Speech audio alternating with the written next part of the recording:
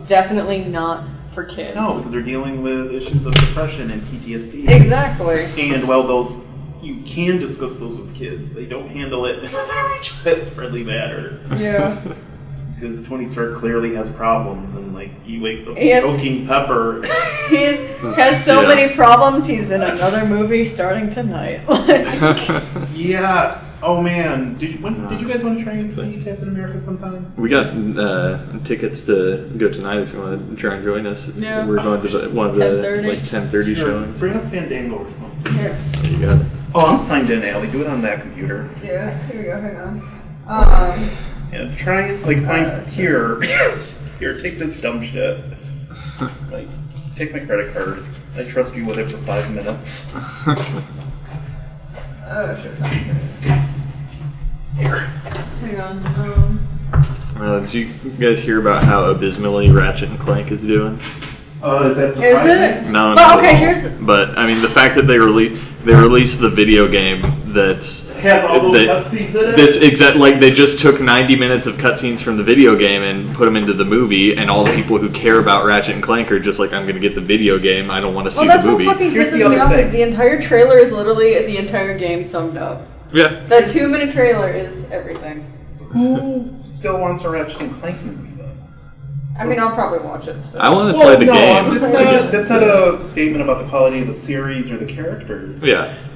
Just Ratchet and Clank is. It's old as hell. It's a It came out last franchise. Yeah. I want to play the new game because I kind of missed that train. Where's your card? Right next to your feet. Okay. I want to play. I want to play the new game. It's going to send you an email. What you need to do is go into another room and print that email because it's going to have your ticket in it. Okay. All right. Cool. I'll do that before we go. Welcome to the Grad Lab Podcast, where we're printing off our tickets for Captain America's Civil War later tonight at the not midnight premiere because they don't give a damn about midnight premieres anymore because it's already been out internationally for a week. And what? Yeah, it's been all the Marvel movies have been doing that. They come out internationally a week before. People have been posting reviews all week. Yep. God damn it. Reviews and spoilers and which all I've avoided completely. Yeah, it's easy enough to avoid. You have to finish filling this out. So. Yeah, sorry. So that'll be exciting. We'll have more to say. Yeah. The other information's not on it. We'll have more to say about that next week, probably. I also have my computer, so I could be doing this myself.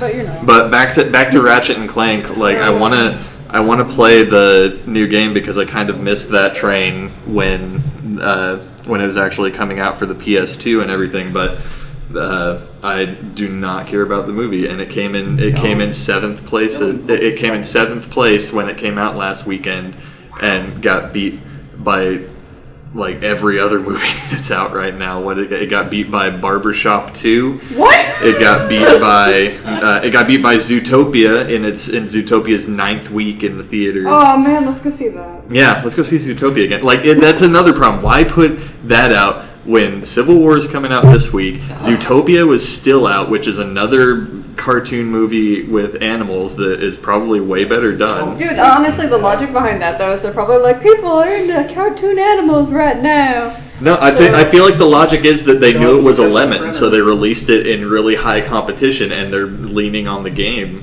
for everything. And how much could that movie really have been to produce if it's literally just cutscenes from the game? I mean, they're high def cutscenes. Well, all the game is the same HD remake stuff, and if they literally if there is nothing, they've already said this several times over that there is nothing in the game or nothing in the movie that is not in the game. And what's the point at that? How much is that to actually cut those out and produce them into a digital IMAX movie, whatever? I think it's an interesting experiment. I think in the sense that it's a way to maybe sell video games to people who would ordinarily not play video games. Or don't have the time to play them. That's my issue. Because Ratchet and Clank is actually an awesome series. At the same time, the risk with it is it's like I said with Ratchet and Clank. Who's still invested in Ratchet and Clank at this point? Who are they bringing in to see this movie that's not a Ratchet and Clank fan? Yeah.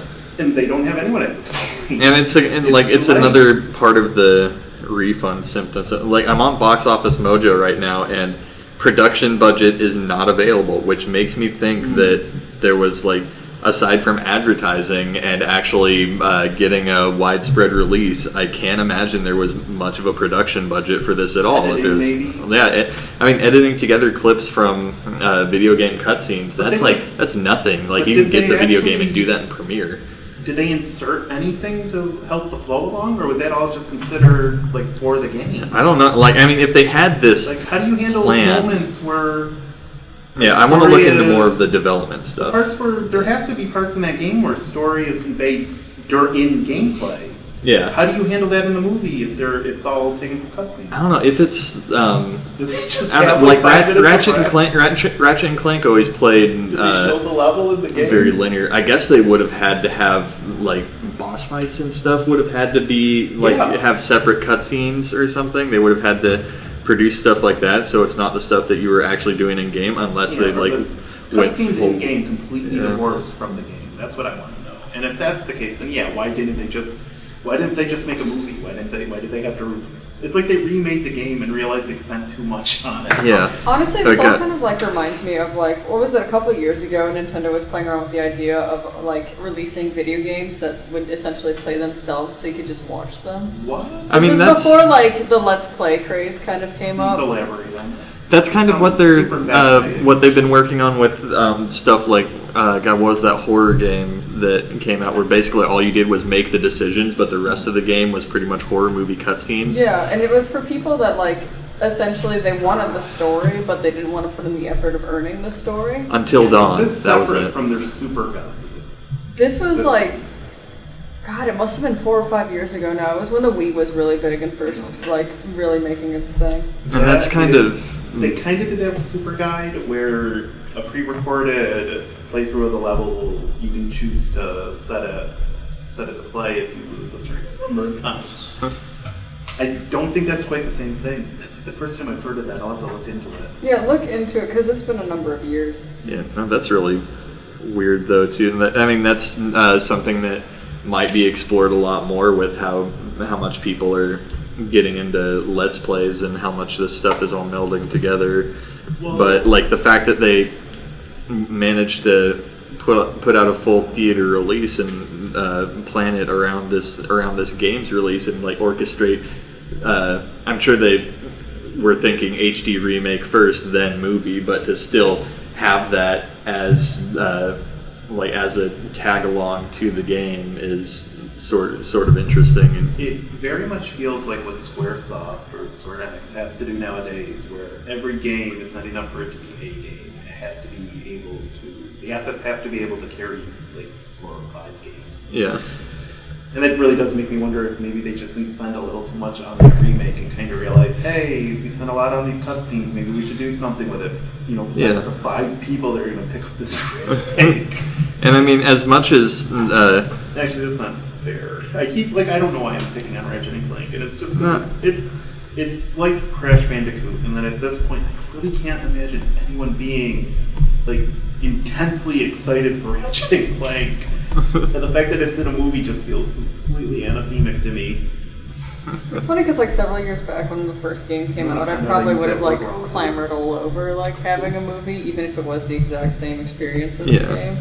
Because like I love the game. I don't want to go through playing it again because it's time I don't have. Thank you, Scad. Yeah, and I did just find the budget, and the budget is only $20 million, which is like for a wide release. I mean, for what you think, yeah, it's still a lot, but for a wide release movie, that's like ridiculously small. Like people don't make movies for that cheap anymore, unless it's like a horror movie.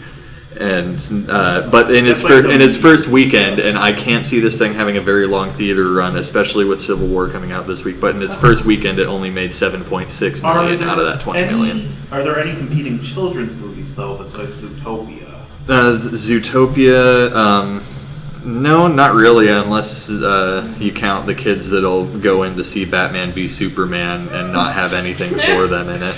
Jungle Book. Yeah, Jungle Book was the actual winner this weekend. Really? So yeah, Jungle Book came out fucking swinging with 43.7 million compared to the 5 million that less than 5 million that Ratchet and Clank brought in. Really, yeah, but it's just that they're just like I said, they're just swimming upstream with it. It was kind of a niche series to begin with, and it's years later. Yeah, but it's like and on top of that, it's a video game movie, and nobody ever goes to see those. Yeah, it's got like there's a lot of that coming along though, because later this year we have the Warcraft movie that's got like huge production behind it, because Activision Blizzard is just going to be swinging that around, and especially with that coming out along with Overwatch, Activision is never short of games or money or anything, and they're just actually good swinging that around. So into the Warcraft or into Overwatch. Because they've been wanting to discuss the shorts and stuff. And aren't they making comics now? Yeah, they had those 2 comics up. Let me pull those right up that were like just more stuff. I can stop picking on Ratchet and Clank about the characters. But that was what Rashad was showing us earlier this week, where they actually released like every single. Nice. Yeah. They released all of the character design assets for Overwatch. Like, well, I don't know. I'm sure it's not all of them. But they released a huge amount of character design assets that you can just freely access on their website, along with all this other promotional stuff. And even like, I haven't even seen that happen with like big MOBA titles like League or Dota or anything. Like because people are actually excited about. People are really excited about these characters. They're really cool, really interesting, different characters. Like this one, I'm looking at the Junkrat and Roadhog going legit comic that they have on there, and this one actually looks like way cooler than the other ones.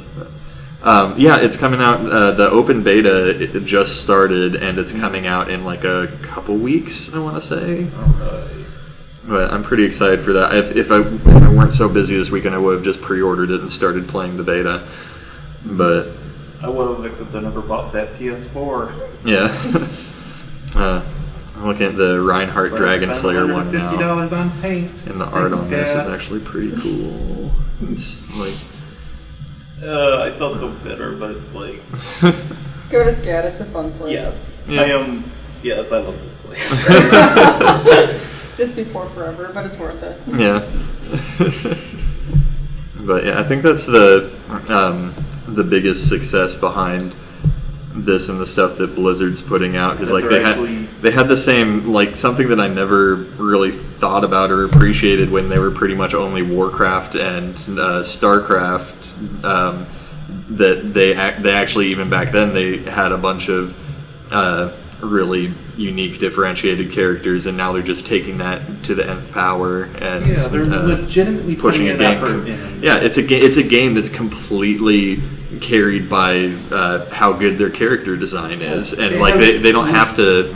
It has genuine personality. That's so rare in games now. Yeah, and outside of Nintendo just. Personality despair, and nobody cares anymore. And they're building their own expanded universe, particularly since they teamed up with Activision and now have like the endless flows of Activision money to go on top of their own endless flows of money.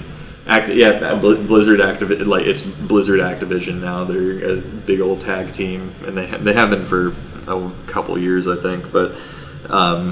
That was when after they teamed up, they started releasing stuff like Hearthstone and Heroes of the Storm, which is just like their games that you play as a bunch of other characters from their other games. Like Heroes of the Storm is just a MOBA with characters from Warcraft and StarCraft and Overwatch and stuff like that, all like hanging out in a MOBA. And that one is like way more fun to play because it doesn't have the hatred and vitriol of every single other MOBA community, and it's also just like these characters that you already enjoy from these games. Like they're pulling a Marvel Cinematic Universe in their own corner, and this Overwatch is only going to make that infinitely stronger. It's interesting because it really almost does feel like they looked at League of Legends. Yeah, looked at everything League of Legends was doing as wow, and went, wow, this is terrible. We could do so much better. Yeah, it's basically like League of Legends and Team Fortress mixed up and done way better than either of them. And then like because Team Fortress would be the greater of the two, and good character design. League of Legends characters, and everyone has their favorite. Ooh, and they're all terrible looking. They just like they botched the lore on that so bad when they like this one is Overwatch. What lore does that game have? Exactly. Overwatch is actually like thinking about this stuff and putting out all this supporting materials, and League of Legends only like recently. It has a cohesive world and not just a bunch of jumbled characters that like just like Harley this. Quinn next to like Sauron from Lord of the Rings. This looks cool this week. We'll do a Miyazaki character this month. And it really does feel like that. Yeah. And Overwatch has a little bit of that. Like they have the character that's clearly meant to be Samus Aran. Yeah, but they fit into the world. Yes, at least it fits at least. But like League has no world for them to fit into. It just has like the 1 or 2 maps that everyone fights on, then everything beyond that is completely null and void. They actually had to, I think it was about a year and a half or 2 years ago, they had to completely whitewash over their entire lore stuff so they could, like, because they finally realized, like, we can't keep just like tying all these random bits of string together. We actually have to make something. And like I finally was able to. You mean eventually you kind of have to shit or get off the pot in terms of storytelling? Yeah, and I was finally able to, like, I was way too addicted to that game for a while, and I finally got off of it, so I don't know what they're doing with the lore now, but even when they tried to start stringing it together, it wasn't even anything different. They had, like, one random string of, this month we'll throw a bunch of desert-themed characters at you, and this month we'll throw a bunch of urban-themed characters at you, and I don't know, it's like that, and with Dota at least, it seems like their characters are just like, they're just shooting it out there. They they don't need them to fit cohesively because they have like twice as many characters as either of those, and they're just like firing out so much random stuff that pieces together. But that's like you go to play Dota to be frustrated. And kind of same thing with League. Yeah. I have never really gotten into any of those games. I see things for League of Legends videos for it all the time. Yeah. But I've never been able to suss out exactly what's going on there besides just the same kind of MMO, press a button, explosions happen, wait. Gratification. Yeah, and what was that they turned it all into like super gameplay focused multiplayer instead. And like I've heard a lot of things like, I don't know why it keeps cropping up lately, of like the gameplay of a video game versus the story of a video game, and how it's like, I think it's first and foremost that a game should be a good game that's fun to play. But that doesn't mean just like throw the story to the wind. No, and it's very much a debate how important story is to a video game. Yeah, because I mean Mario is always just like, a dinosaur stole the princess, go get her. Well, it's like we were just talking about with Ratchet and Clank. How divorced from the gameplay are those cutscenes? Yeah. And at that point, yeah, why wouldn't you just release it as a movie? But yeah, and it's the same problem that like every video game movie has had in the past. It's like, how do you justify? How do you bring that? How do you expand that world? Yeah, because when you're playing a video game, you're not thinking about the story nearly as much. You have so many other things to focus on when you're manipulating a controller or whatever, and then the story kind of whizzes by you. But then when you just isolate those story elements and you realize this doesn't quite tie together because like it's a vehicle to get you from one level to the next. You mean, how would you do the Super Mario Brothers movie? And apparently the answer was make it terrifying. Yep. Yeah. The Double Dragon movie was even worse. Yeah, exactly. Mortal Kombat. Actually, I've never seen the Mortal Kombat movie, but I heard that is actually kind of charming. My fucking god! Like, isn't there a scene where a guy just like does handstands down the stairs? Yes, I was about to bring that up. So, like, yeah, no, they have like The first guy going down this ramp does these awesome flips, and it's super cool. He's like yelling and everything, and then literally the next one just like does handstands down, and it's beautiful. Or like every time there's about like something's about to happen as far as martial arts goes, it goes da da da da. It is the best like hour and a half of your life. Raiden is like the whitest guy ever. He's beautiful. Like it's saw just like, someone do a video where they isolate all of the stingers from the Mortal Kombat movie and just played them back to back to back. That movie inspired me to practice kung fu around midnight in the middle of winter in my underwear outside. That's amazing. Drinking may or may not have been involved. Yeah, or you're just like, yeah, let's fucking do it. We're gonna defend the Earth route. Well, my friend collects. She doesn't collect. She has a ton of chickens, and they had to go inside. And we were busy watching Mortal Kombat and drinking before we realized that we should probably go put our chickens inside in the middle of Wisconsin winter. Were you doing Kung Fu at Chickens Alley? What? Were you doing Kung Fu at Chickens Alley? No, we put the chickens away, and then she challenged me. Stacy, if you're listening, I love you. Oh, that sounds amazing. Baby, come back. Beautiful. The only time I ran into a chicken in an alleyway once. What? Yeah, here in Savannah. I was taking a walk. What the hell is wrong with Savannah? Yeah, I just found a live chicken in an alley, and it didn't seem to belong to anyone. And I couldn't find like a chicken pen it escaped from. You didn't just take it with you? You weren't linked? You didn't try to throw it out How would I? or something? I felt like if I ran into a chicken in an alley, maybe I don't want to mess with that chicken. Maybe he wanted to sell you some drugs. Oh, Allie, this was the before times. Where Life was simple. I wasn't quite ready to appreciate an alley chicken yet. Alleyway chicken. Come to beautiful Savannah. Find your own alley chicken. Yeah, and I just realized we've been saying Allie the person, and now Allie the chicken. Allie the alley chicken. Can I just be Allie the cow? Regardless of missing implements. We do have more still tangentially. That whole conversation. I think we did a great podcast together. I got to say cock twice now. Before we get too far away from some video game stuff, we have on our comics podcast. Yeah, on our comics podcast. It's all mishmash together. That's the whole point. Like Overwatch is actually working in the lore. Like they're doing all the gameplay in the game, doing all the storytelling and lore in different media. Like they're putting out all the videos and the comic books and building that all separately and assembling it as a weird action figure of media. They very clearly want it to be a thing, and I am okay with that because they are very clearly putting in the legwork to do so. Absolutely. And maybe in a few years I will be sick of Tracer, but today is not that day. Yeah. It's probably in development already, but I don't know. Like they're probably going to put out a Dark Souls movie, and you'll just go to the theater, and then all of the seats will just have some sort of automated knives in them that'll stab you while you're watching it. But that was my super smooth segue into our pile of comics that we have on the table here. Like the one I'm leafing through as we speak.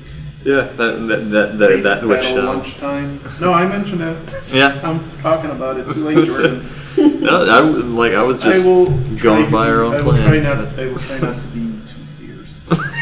Is this the cute one? Oh, it's yeah. very cute. Damn it. Space Battle Lunchtime. It's a new comic from Oni Press. It's by how do you pronounce that last name? Reese. Natalie Reese looks like. Yeah, and the art is very cute.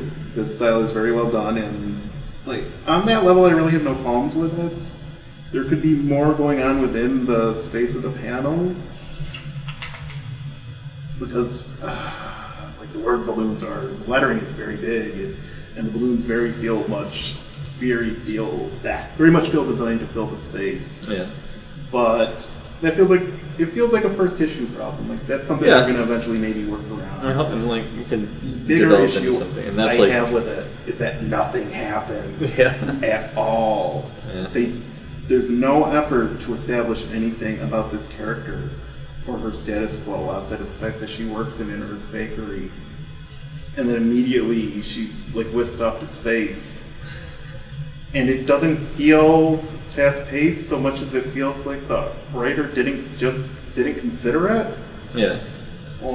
Like, I mean, it looked like they had plenty of space to get to where they got at the end and still work in more character development. Yeah, there's no character development. Because it ends right before the Iron Chef in Space competition begins, and that's a good cliffhanger to get you to the next issue and stuff. But there needed to be more going on. It would be a good cliffhanger if they had invested any time in getting us invested in these characters. And they do set up stakes, but I really don't care if the lizard lady gets fired because I just met her. And her defining characteristic so far is that she pronounced it koofy instead of coffee. And I'm sorry, that's not character development. But you're right that could just be a first issue, and hopefully they'd be able to work some more development. It has no problem. Pages. None of the problems it has feel fatal. Yeah. There's no deal breaker here. I will definitely pick up the next issue, but if it's just going to be that kind of things happen kind of storytelling, then I'm going to lose interest in this very quickly.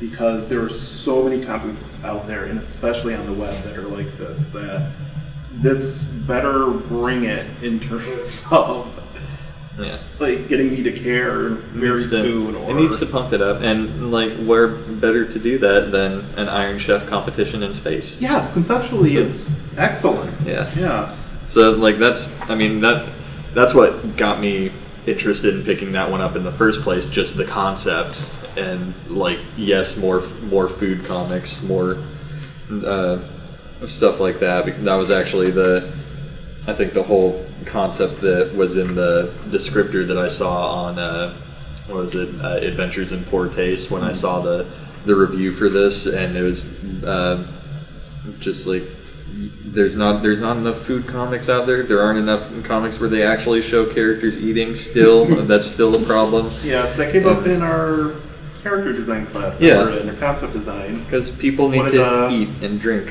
One of the requirements for each assignment up until we got into the environment stuff was the character has to be eating, and our professor, the last week, Rashad, stated nobody draws anyone eating anymore. It's kind of fun too. Yes. Yeah. No, drawing characters eating is amazing. I don't know why people don't do it more often. I drew that kraken, and I drew that bird, the bird feathers and the little legs sticking out of its mouth, and that made me so happy. Yeah.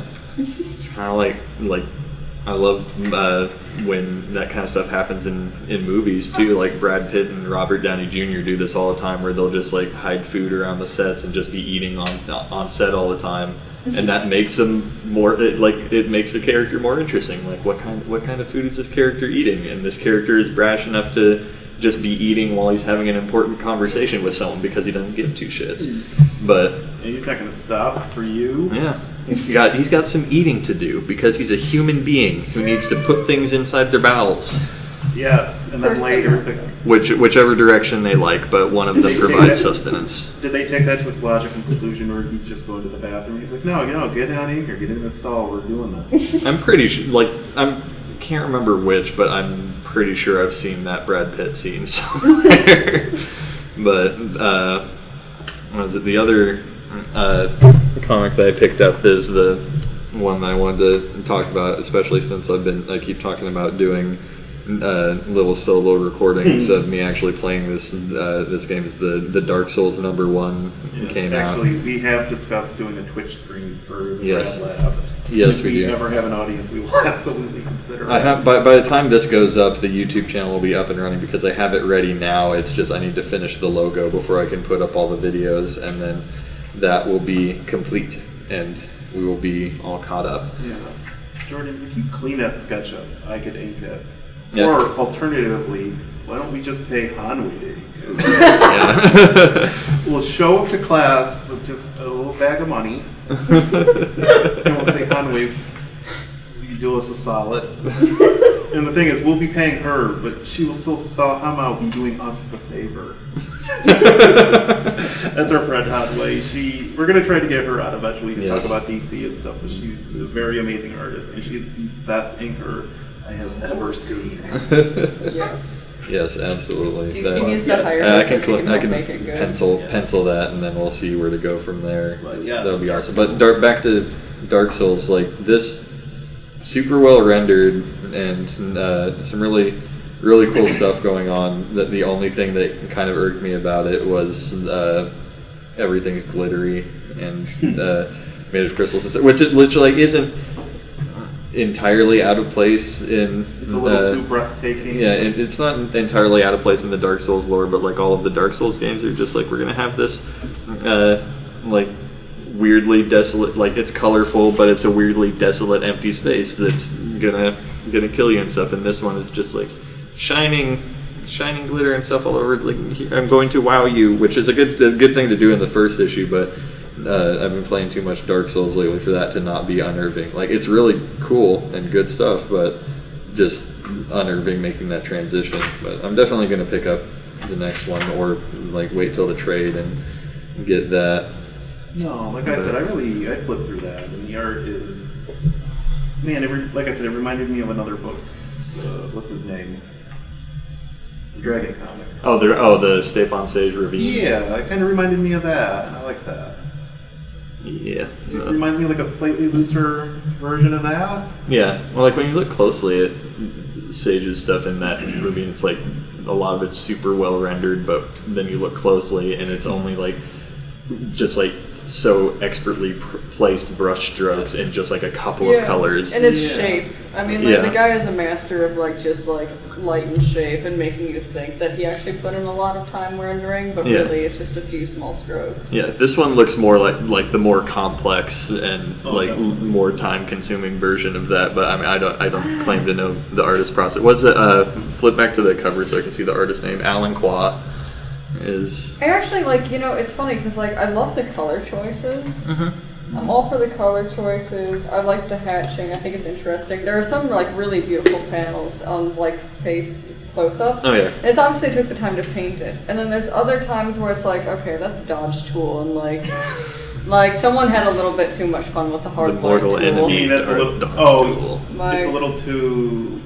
There's like some I feel like some of it gets lost. It's a little too. I had a deadline. Yeah. Which, like, honestly, I can forgive because this art is pretty amazing to begin with. Yeah. But it's definitely too saturated for Dark Souls. Maybe I need to go pick up that Dragon book again. No, if you look up some like Dark Souls towns and stuff, like they have really bright stuff going on. Like I was talking to Don earlier about this. Like it's not like a gritty brown shooter realism game. It actually has a bunch of really amazing stuff with color, but at the same time they make it like they'll do really cool saturated stuff, but they'll make it bleak and just like depressing, and you feel like you're gonna die. Maybe that's in a good way, but it doesn't feel terribly threatening, and maybe it's just the fact that he's got a frowning sun on his chest. That's the that's the praise the sun character. That's actually the like one of the best characters in Dark Souls. I love just this like he's just like this hopelessly optimistic. Like I love that. Wherever he's from, I haven't played Dark Souls 2, so I don't know if he reoccurs, and I'm still only just starting Dark Souls 3. But he shows up in Dark Souls 1, and where everyone else is like dead or dying and has lost all hope and stuff. This guy is just hanging around. He's hopelessly optimistic, and he's gonna find his own sun. Praise the sun. Praise be to the sun. And then just throughout the game, you just watch him decline into depression slowly, so and then faster, and then he's completely insane. And then he wears a frowning sun on his chest. This is a guy that just really needs a hug, not a sword. Yeah. Look at the variant covers at the end. There's a praise the sun variant that is like, I want a poster of that. It's so beautiful. Does he ever get on? What is it? What's Zoloft? What's the new one? Lexapro. I mean, does he find his son? Does he make some life changes that make him get it back? I don't know. He died in my playthrough. Oh, Jordan, you should have tried a little harder. Yeah. No, I think I had to kill him. Oh, well, then definitely. Well, you put in some kind of effort there, though. Yeah. Just just not in the right direction. Maybe it's what he wanted at that point. Just send me to the sun. Pass me that preview book. No problem. So I got the what is this? It actually starts previewsworld.com, the comic shop's catalog, the big ass book. Oh, you mean the Harley Quinn seasonal catalog? Do all your Harley Quinn shopping now, children. That's every Harley Quinn Day is only every day, but that's literally every anything comic book related that lets DC happen in it. There's a Harley Quinn figurine being sold on every other page, and that's and this thing is 500 pages long, and literally every 5 to 10 pages there's another Harley Quinn toy being sold, which is there's so many other cool toys and stuff in here that you could sell. There's a whole section for them, and even then it's just every other page there's another Harley Quinn one. Well, that's all DC has. That's the closest thing they have to a lighthearted book. Yeah. And it's they got Batgirl now. Oh yeah, they have Babstar's Batgirl. No. Let me rephrase that. That's the closest thing they have to DC's definition of lighthearted. Okay, yeah, that's fair. But yeah, she could stand to get a bit goofier, but that's her writing in it. But no, I'm not a Batgirl. Like I said, we took a look at that a couple months ago during Comics Arts Forum. That Star visited, which at some point we will talk about that day because I have a lot of fun stories. Yeah. But the Batgirl comic is very much, it's chasing after the young teen girl demographic, and it's doing a very good job of that. And it really is the model for what DC should be doing in more of its books if they want to start chasing a larger audience. Yeah. And instead, we get Harley Quinn, who just murders people and has a pet beaver. Because, guys, she has a pet beaver, and that's a naughty word. If you're 12. What if she had a hairless cat? Maybe she should have a chicken. Yeah, well, she had a chicken. She can have a cock. Well, she had a pet cock. And she's just kissing it all the time. Oh. On the head. What was that? That was the another thing from that Adventures in Poor Taste website where they did their panels in poor taste and just showed the some of the weirdest or worst pages from comics in that week or that month. I don't know how often they do this, but they had one from Harley Quinn where she's at the roller derby, ends up fighting someone at the roller derby, and throws him into a barrel filled with upturned swords. All these, all the pointed ends of the swords are pointing out of this wooden barrel. He lands on top of it. All of the swords apparently miss him and come flying out of the barrel, and then just eviscerate all of the innocents in the crowd and beheads the referee. Yeah. What? And that's wacky. I'm thinking, why? Yeah, here's the thing. We've talked about how good a job Marvel does. Marvel has that same exact character, just less sexed up in the form of Gwenpool. Yeah. And I have now read. I got Gwenpool issue number 1. No, let's back up just a step. The Gwenpool Holiday Spectacular, or whatever the hell they call it. And the Gwenpool Holiday Spectacular, where Gwenpool only showed up for 3 pages. 3 pages or whatever, and she's weird to Miss Marvel. And Miss Marvel, instead of going, "Wow, this person's a psychopath, I should get her help," instead Miss Marvel just gives her a huge smile and they go sing Christmas carols or whatever. But I picked up Gwenpool number 1 thinking, well, finally I'm going to get some answers about Gwenpool. And not really. Nope.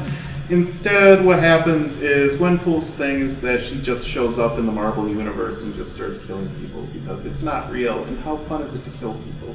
And she'll be all right because she's the protagonist.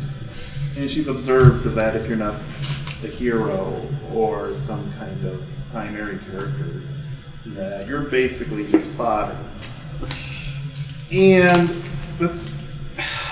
I feel it's more a commentary. It's trying to be more a commentary on what DC is doing And it feels really out of place in Marvel's books because they have been really on point about avoiding that kind of, like, reducing, like, the people. You feel like they care, like in the movies, where Captain America and the Avengers are trying to actually save civilians and stuff in the movies instead of like Batman versus Superman, where it's just like everyone dies and they like don't both care. Batman and Superman and just about every other DC superhero is reduced to a single psychosis. Yeah, in the same way that Gwenpool they is. spend more time fighting each other than they do saving people. And Marvel's really been, it's really a push towards just, actual empathy and stuff like that. And she just, he wants it to be, I feel like he wants it to be a commentary. And he wants the character to be fun. But he doesn't commit one way or another, and it feels just as uneven and uncomfortable as Harley Quinn. Even though it has nowhere near, it doesn't have any of that, it doesn't like try to sexualize her really at all. Even though, like, there's actually kind of two versions of the character almost. There's the sexy version that you see in the Howard the Duck style, and then you get the Guri Hero version, which is incredibly adorable. Yeah. So even then there's a disconnect. They refuse to make up their mind on anything about this character. And I really wish I had an explanation or a theory as to why. It feels like it hasn't been considered at all. And it feels really just...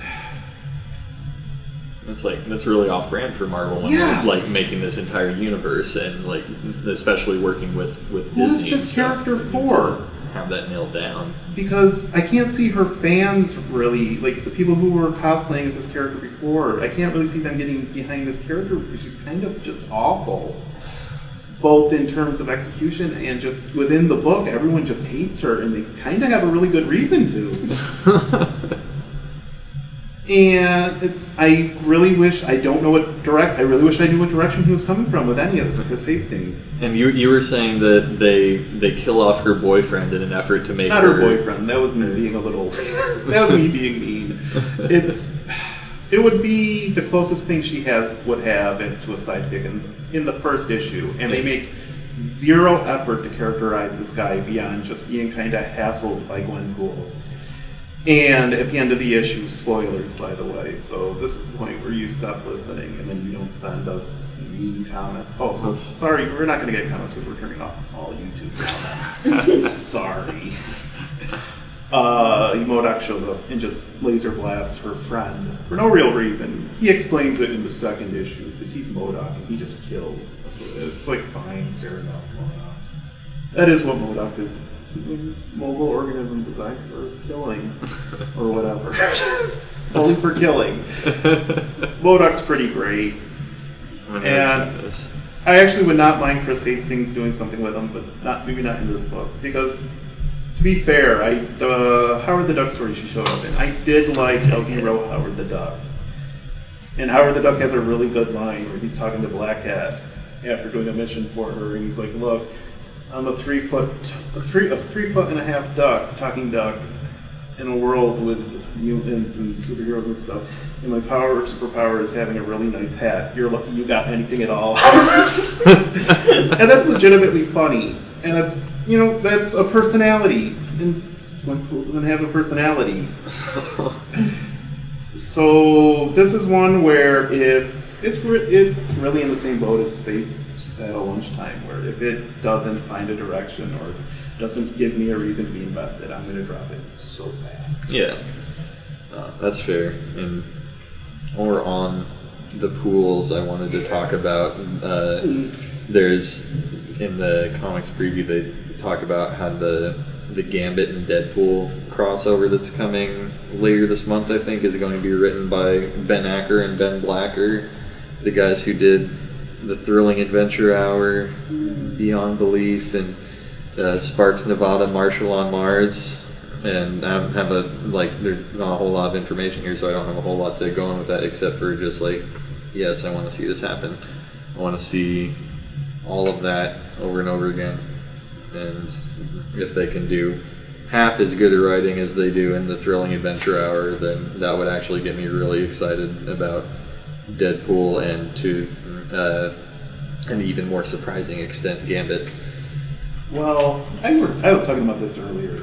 I do like the idea, like, I don't care about Gambit at all, but I do like the idea of them just kind of throwing Deadpool at random heroes. Yeah, and see what happens there. Like what you were talking about with how he needs someone who can like toss it back to like Hawkeye or Spider-Man instead of hanging out with Cable. Taking it back to the Gwenpool holiday special real quick, there was another story in there with Deadpool and the Hawkeyes. Apparently there are 2 Hawkeyes now.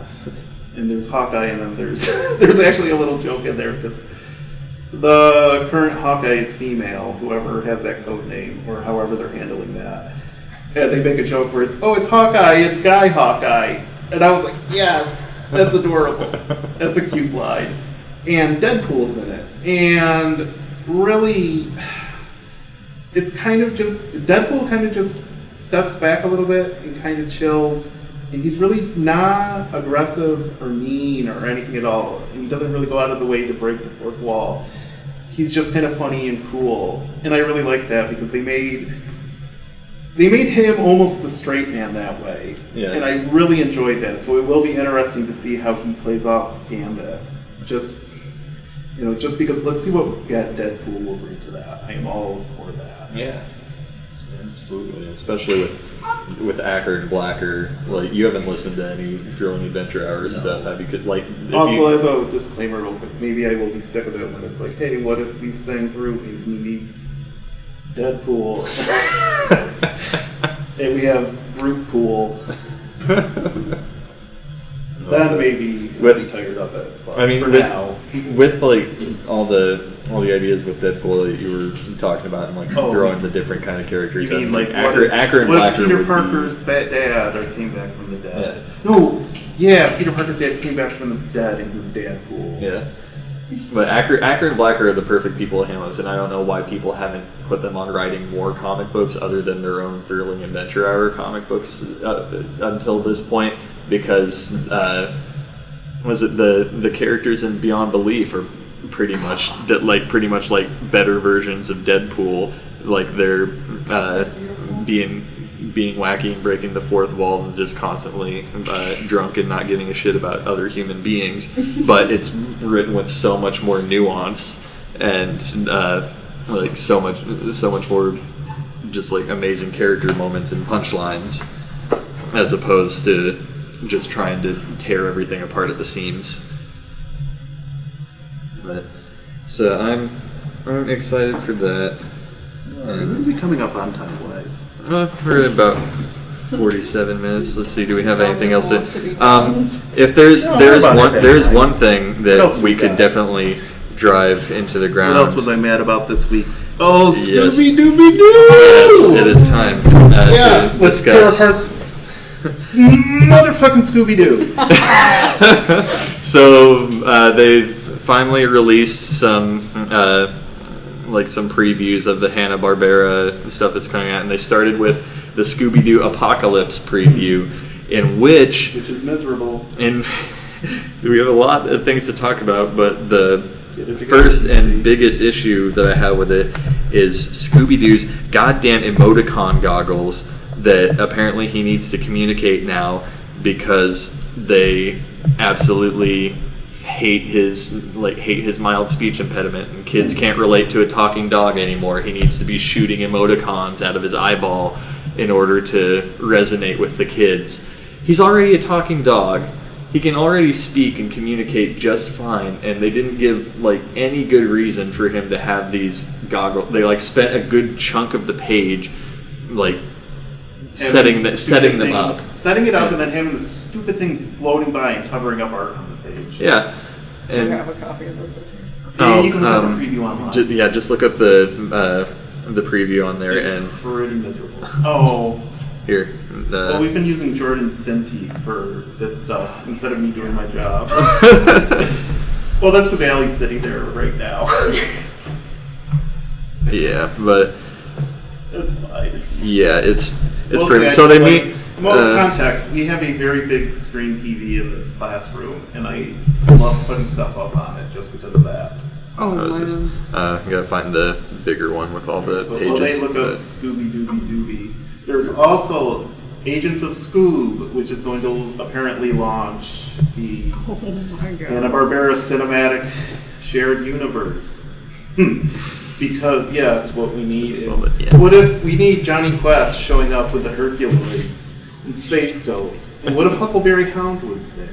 And Snagglepuss? And who else did they create? Adam Ant and Peter Potamus. God, it sucks because this art Birdman. is Birdman can be there, but not Harvey Birdman, because that would be too much fun. Yeah. And everything is going to be bleak and miserable, just like that Flintstones reboot. And it sucks because like this art is actually like super awesome, but it has nothing to do with Scooby Doo. Like it takes away. Art. Look at Fred's dumb face. Where's one of his dumb faces? I like how fucking terrible it is. Look at that. It's not like. Look at that. Here's the thing, Allie. I would love it if it was actually well written and fun. No, here's the thing: is that comics don't succeed unless they're pre-ordered, and I will make sure this is on a pre-order list with my name on it. Because this is so like terrible that I want it. It's just because we're gonna come in and just take turns taking a poop on it. So for context, it opens up at Burning Man.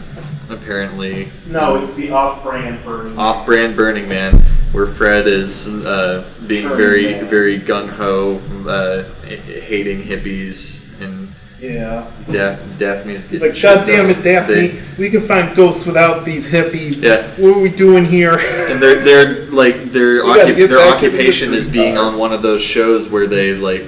It looks like they're on one of the shows where they're traveling around the world looking for haunted events, just like the bros that haunt ghosts on the Discovery Channel. What is Shaggy's tattoo? I can't tell. Oh, it's a map or something. He's like, oh, no, that's not a map. What if I got this map tattooed on my arm? It's not. It's a bunch of diamonds. Oh. I want to know what this is. What if I got math tattooed on my arm? And I guess my Shaggy's Bill Cosby. I apologize for that. Yeah, here's the thing. I legit could do Shaggy. I tried earlier, and I just lost it, and it became Bill Cosby in my head. And now I'm kind of in love with the idea that anytime I do Shaggy now, how you doing, audience? That anytime I do... I'll put money into that. Shaggy, maybe it's just Bill Cosby.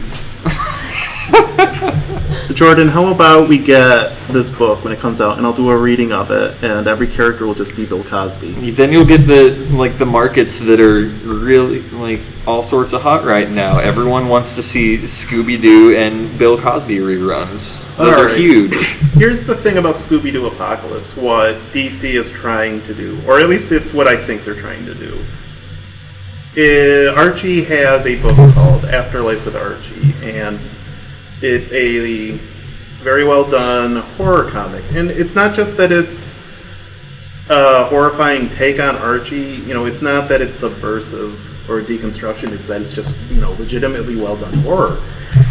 And DC looks at that, and all they see is that it's a dark version of Archie. So that's what we're going to get out of Scooby-Doo. That's what they're rolling out with the... And it's just going to be terrible and awful and missing the point. I don't know what they're going to try to do with the wacky races that looks like Mad Max. Or that could be fun. That could be really fun, especially if they learn anything from the new Mad Max movie, and they can just play around with that more. Or they go full 80s Mad Max. Maybe have Penelope Pitstop in there and she's a total badass. Yeah, exactly. And then I'm still excited about Johnny Quest meets Space Ghost. Oh, what are they calling it? I think World of Toth or something. World of Quest. Oh yeah. Yeah, sorry. Alex Toth is the man who created all of that. Yeah. Or designed all of it, at least. Yeah, he created all those characters and created. I love Space Ghost. The more actiony Hanna-Barbera stuff mostly. Zorik is one of my favorite villains. Even Space Ghost Coast to Coast notwithstanding, Zorik is great just because he's just a giant mantis in a vest and underpants. And all his minions are just off-color Zoraks. And it's yes, character design. Yeah, and that's Alex Toth is a lot of fun. They need to just do like well-written versions of those characters because like there's no need to they don't have to do anything. Stuff. They don't have to make new just more of realistic or gritty looking Space Ghost because Space Ghost design is awesome. Oh, actually, it wasn't necessarily gritty. I actually need to pick this up sometime, but a while ago there was a Space Ghost comic book that came out, and it was essentially an origin story, a remix of it, just a retelling. And it was serious and kind of dramatic, but apparently it was really well done. Yeah. So it's like maybe we're getting more of that. No, that's because DC is very much in the need of more hits and less miserable comics, both in terms of execution and just tone. Yeah. I can totally get on board with the Space Ghost, and then there's the Flintstones. Should we save the Flintstones? Well, all they've released are have they released any more than that one image with this one with the cropped dinosaur foot? You mean with Amanda Conner doing it, and you can very much tell Amanda Conner does not want to be there because she left 90% of that to be colorist. Yeah. That's I don't know what. God damn it! I don't know. I gotta finish this. Fuck. Cheetah behind Barney. Dinosaur foot off to the side. Perfect colors. Make it happen. We're gonna sell some comic books. I gotta go cry. Oh, is this the Space Ghost that you were talking about? Oh no, that's a different one. No, that might just be a redesign. Yeah, I'll look into it and we'll talk about it. Maybe we'll talk about that next week. I haven't seen anyone actually officially. I do have one other that Space Ghost changes thing the to look talk of about. Space Ghost. One issue of Cartoon Network Presents did a Space Ghost manga. And it is the greatest thing. It's done like a 70s manga. And they go whole hog with it. And the designs are wonderful. And Black Widow shows up. And she's awesome. And I won't spoil it. Allie, I won't spoil this for you. I think I have it somewhere at home. If not, I'll look it up online and send it to you. Yes, please. But yes, that is another one we will talk about because it's wonderful. Yeah, and this is probably a good place to stop. Plus, we got to go see Batman or whatever. Batman, Civil War, the rise of Hellboy. So Deadpool. Yeah. Stuff that will be coming up that we should probably talk about more in the future, or not. That's not really relevant. Well, Free Comics Book Day is this weekend, and we'll bring back some stuff from that for next week. That'll be our grab bag for next week. That'll be our grab bag. We kind of ignored our New Mutants grab bag of all because it was boring. Yeah, fun stuff from the 60s and 80s, but not a whole lot to talk on. It's kind of like all the Flash stuff where it's kind of kitsch. I want actual random grab bags that. Yes, I want something with some meat.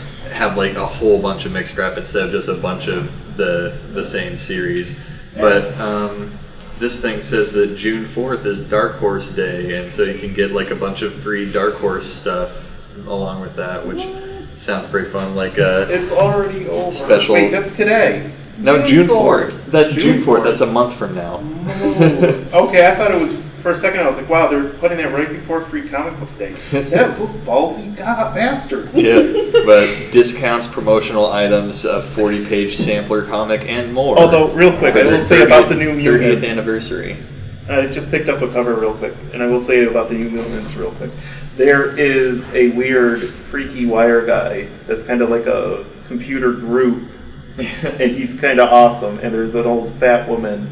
And she's in spandex. It's like, yes! Yeah, that stuff looks super fun. Please, give me that character. We've talked about this. Give me that character in Overwatch. Give me, Sophia Petrillo with a railgun All right, I think that'll do it. Yeah, we're going to go see Civil War. The opinions reflected in Grad Lab. We'll talk about that eventually. Yeah.